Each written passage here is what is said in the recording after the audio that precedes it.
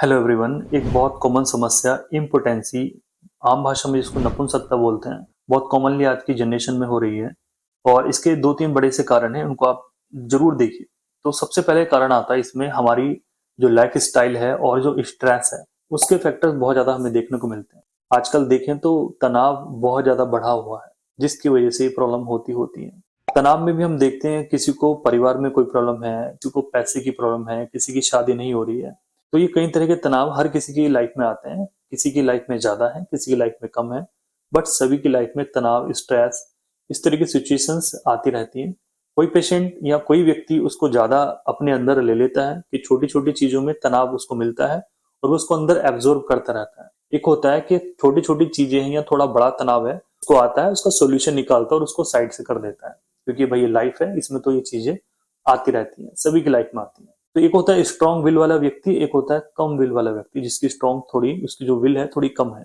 तो जिसकी will come है थोड़ी, उसके साथ परेशानियां ज्यादा रहती हैं, लाइफ में परेशानियां ज्यादा रहती हैं, इवन उसको सेटिस्फाई भी नहीं रहता, सेटिस्फेक्शन उसको कम रहता है। इस तरह की जो समस्याएं सामने आती हैं वो इस तरह के पेशेंट के अंदर ज्यादा देखने को मिलती हैं, जिनकी विल पावर कम है, जो इन चीजों को ज्यादा अपने अंदर एब्जॉर्ब करते हैं और उसको वो अंदर सप्रेस करते हैं, या फिर वो उसको कुछ समय बाद जाकर डिफ्यूज कर देते हैं किसी से लड़ाई झगड़ा करके कि हमने कई साल तक अपने गुस्से को दबाया और उसके बाद में हमने ऐसा ऐसा कर दिया। तो ये अलग अलग कैटेगरी होती है। तो स्ट्रेस एक बहुत बड़ा फैक्टर है। किसी की जॉब की वजह से स्ट्रेस है, कि प्रेशर बहुत ज्यादा है, हार्ड वर्क बहुत ज्यादा है, लेकिन इतना ही हमें अर्निंग नहीं हो रही है। तो ये सारे छोटी छोटी चीजें हैं। तो इसकी वजह से हम देखते हैं कि हमारी जो सेक्सुअल लाइफ है उस पर बहुत बड़ा इम्पैक्ट पड़ता है। उसकी डिजायर भी कम होती है, क्योंकि साइड में और जो चीजें चलती हैं लाइफ में, उससे बहुत बड़ा इम्पैक्ट पड़ता है सेक्सुअल डिजीज के लिए।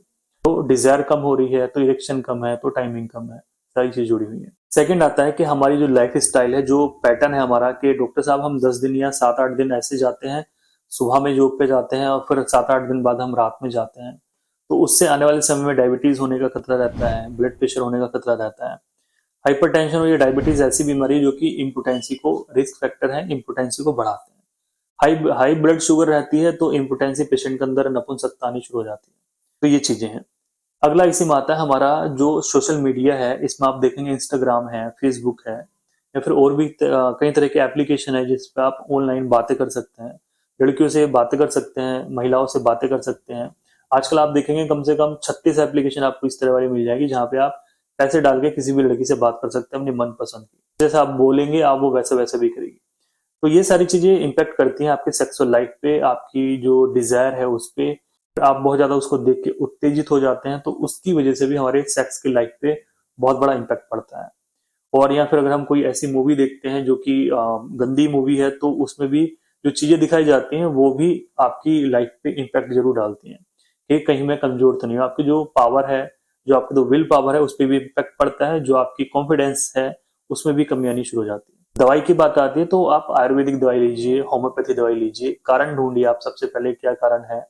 जब तक हम उसको बोलेंगे कि अगर आप 10 बार सेक्स कर रहे हैं और आप इसमें से केवल एक बार ठीक से परफॉर्म कर पा रहे हैं, तो वो आपकी नपुंसकता में, इनपुट में वो काउंट होगी। आप 10 में से 8 बार ठीक कर रहे हैं और 2 बार ऐसी हो जाता है, तो कोई प्रॉब्लम नहीं है, वो एज ए नेचुरल प्रोसेस रहता रहता है। ट्रीटमेंट लीजिए, होम्योपैथी लीजिए, या जो भी आपको मन पसंद आपका ट्रीटमेंट आप उसको लीजिए।